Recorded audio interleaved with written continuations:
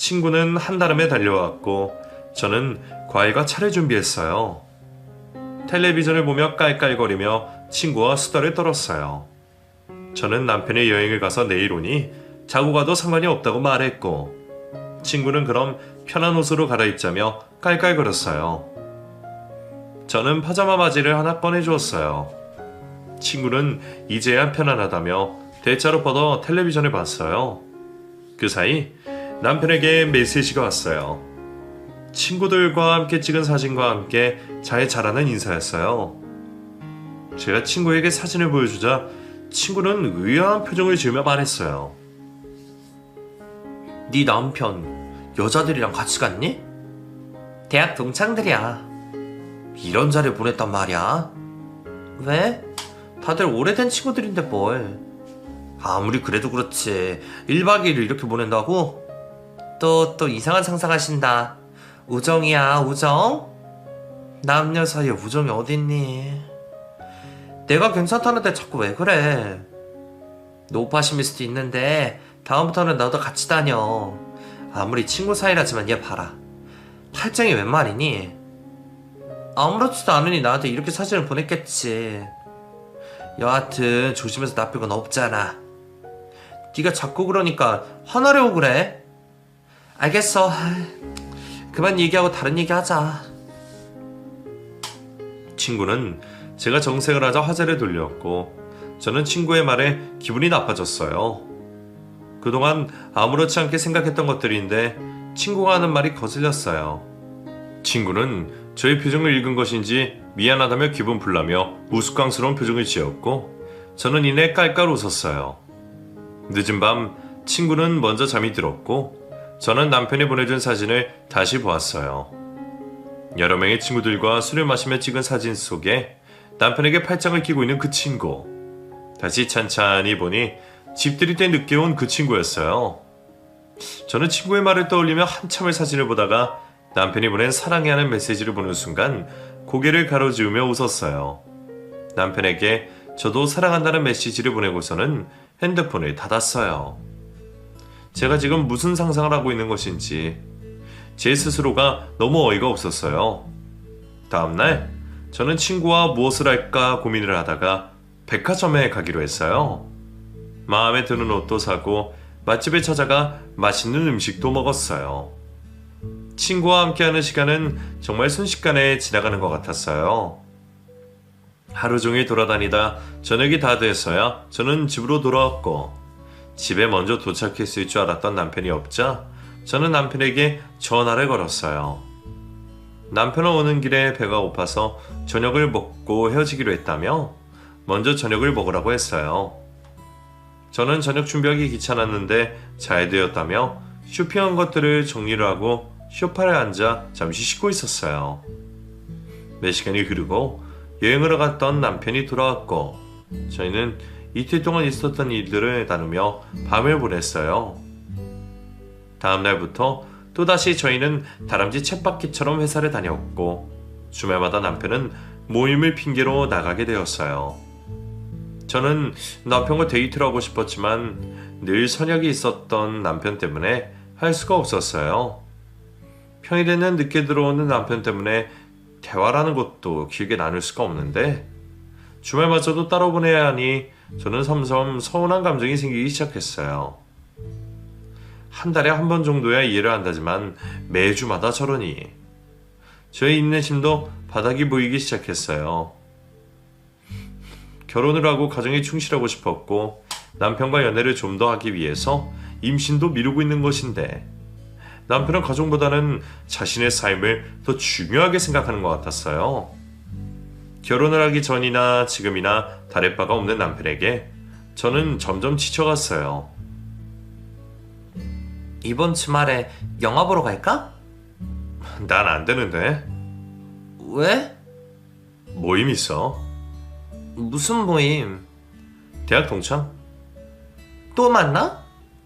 왜 그렇게 자주 만나는 건데? 뭘 또 그렇게 자주 만났다고 그래. 지난번에 여행 다녀왔잖아. 그게 언젠데 그래. 그럼 우리는 대체 언제 데이트할 수 있는데? 매주 당신 약속 있다고 그러고 평일에는 일 때문에 항상 늦게 들어오고.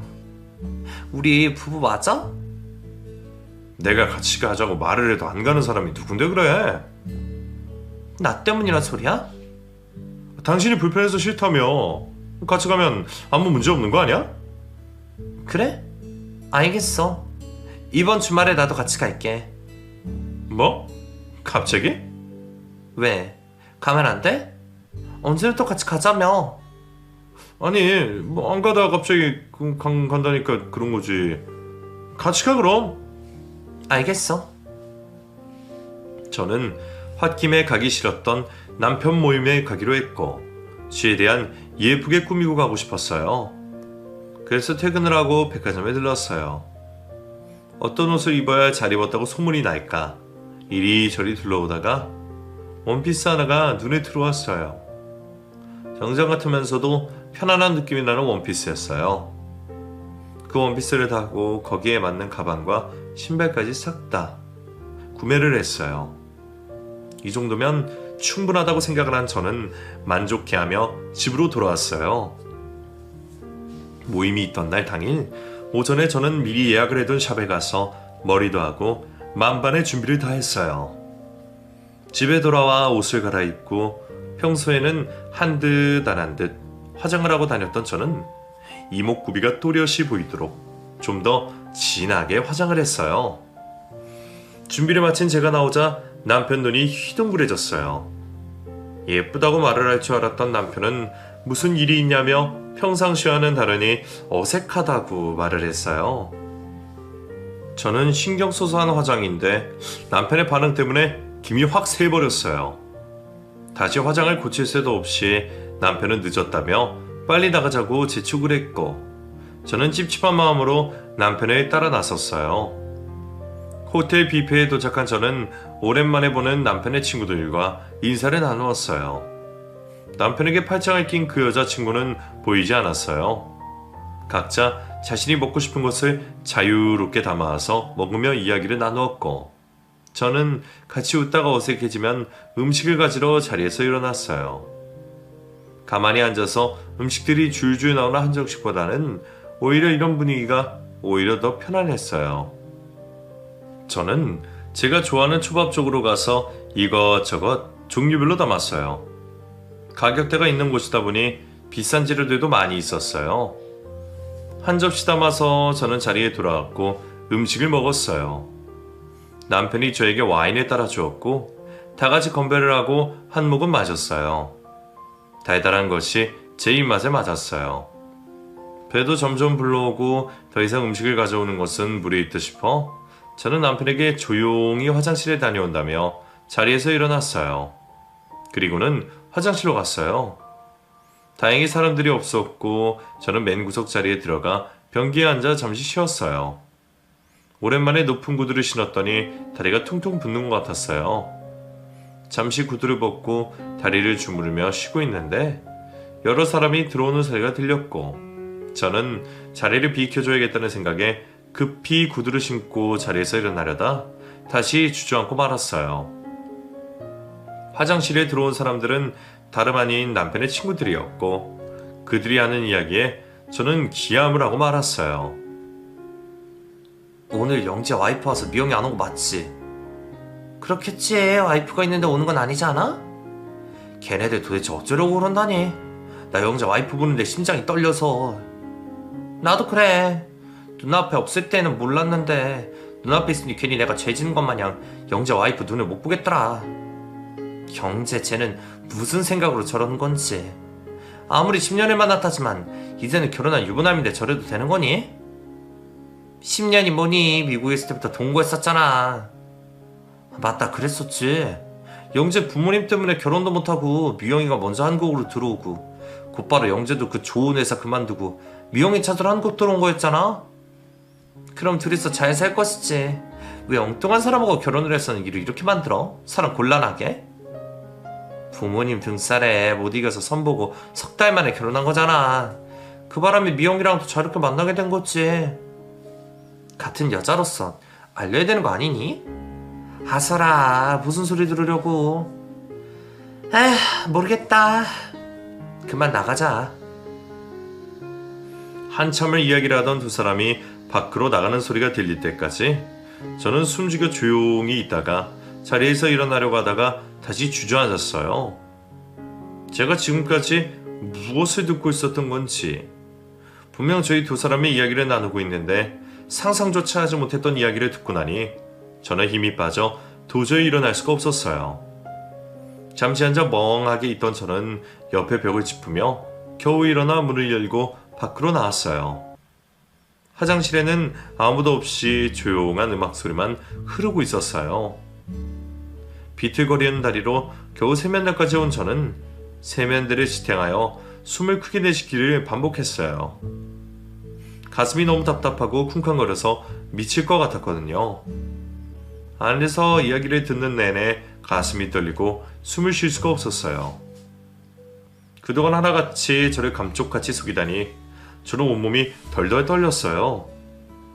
입술이 바짝바짝 타들어가는 것 같았어요. 저는 앞에 있는 수도꼭지를 올려 손바닥으로 물을 받아 입술을 적셨어요.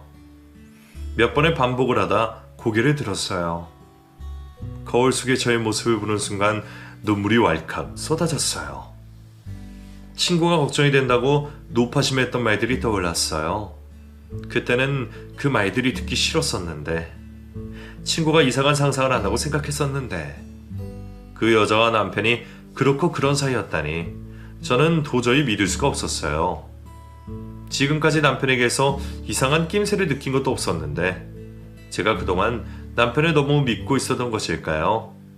잦은 모임들이 화근이 되었던 것일까요? 별의별 생각이 다 들었어요. 그리고 그동안 남편과 그의 친구들이 만났던 일들이 떠오르기 시작했어요. 그럼 그때 집들이를 하러 왔을 때에도 남편 옆에 자연스레 앉아있던 것도, 여행을 가서 팔짱을 끼고 있었던 것도 모두 다 우연이 아니었고, 그 둘은 뻔뻔스럽게 저를 앞에다 두고 연애를 하고 있었던 것이었어요. 퍼즐 조각이 맞춰지는 것처럼 모든 것이 아구가 맞아 들어가고 있었어요. 그래놓고선 어떻게 저에게 사진을 보낼 수가 있는 건지, 정말 미치지 않고서야 가능한 일인가요? 그것도 둘만의 비밀이 아닌 다른 친구들조차도 둘 사이를 모두 다 안 채 저 하나만을 두고 모두 다 연기를 하고 있었다는 것에 저는 심장이 쿵쾅거렸어요. 그동안 아무것도 모르던 저를 보고 얼마나 비웃었을까요? 남편과 친구들의 저를 보고 손가락질을 하며 비웃은 장면이 그려져 저는 너무 고통스러웠어요. 내 거울 속 제 모습이 너무 초라해 보였어요. 언제나 늘 당당하고 제 삶에 만족스러우면서 살고 있었는데 한순간에 낙오자가 된 듯한 기분이 들었어요. 모두가 한 통속이 되어 저를 바보로 만들었다는 사실에 저는 화가 머리끝까지 솟구쳤고 그 길로 화장실 문을 박차고 나와 남편에게 다가갔어요. 남편은 화장실에 갔다 온다는 사람이 왜 이렇게 늦었냐며 다들 저 때문에 못 일어나고 기다리고 있었다며 핀잔을 주었어요. 저는 두 눈을 크게 뜨고 남편의 친구들을 하나하나 돌아가며 찬찬히 쳐다봤어요.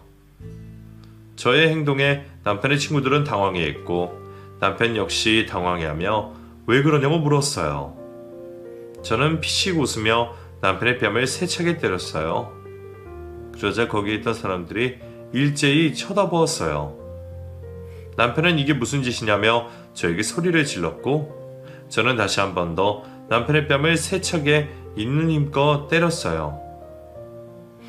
그러자 남편은 화를 내며 저의 손목을 잡았어요. 저는 남편의 손을 뿌리쳤어요. 이거 놔. 이게 무슨 짓이야? 그동안 재미있었니? 아무것도 모르는 날 중간에 두고 살아가라니 기분이 어땠니? 비밀 연애를 하는 것처럼 더 설레고 그랬니? 무슨 소리 하는 거야? 네 이야기하는 거잖아. 박영재와 김미영의 이야기. 뭐? 왜? 더 즐길 수 있었는데 안타까워? 어떻게 나한테 이럴 수가 있어? 하나같이 모두 다 어떻게 사람 하나를 바보로 만들 수 있냐고. 너희들의 러브스토리에 왜 나를 끼워 넣어? 왜 잘 살고 있는 내 인생을 비참하게 만드냐고. 여기서 이러지 말고 밖으로 나가자. 치거나. 왜? 내 앞에서 아주 가증스럽게 뻔뻔하게 행동을 하다니 다른 사람들 눈이 신경이 쓰이나 보지? 남편은 흥분해서 날뛰고 있는 저를 잡고 밖으로 나가려 했고 저는 그런 남편을 밀쳤어요. 힘없어 바락바락하겠으며 고함을 질러댔더니 저의 몸은 심하게 비틀거렸고 그런 저의 몸을 남편의 친구가 붙잡았고 저는 그 친구 역시 밀쳤어요. 너희들도 다 똑같은 것들이야. 바람 피고 있는 것들이나 방가라고 같이 즐긴 너희들이나 다 거기서 거기 다 똑같은 것들이야.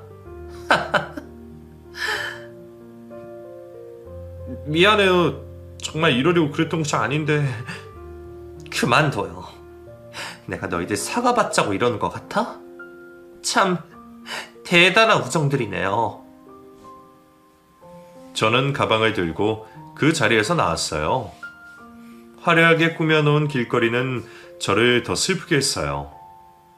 무작정 길을 걷던 저는 어느 한 공원 벤치에 앉아 멍하니 하늘만 쳐다보고 있었어요.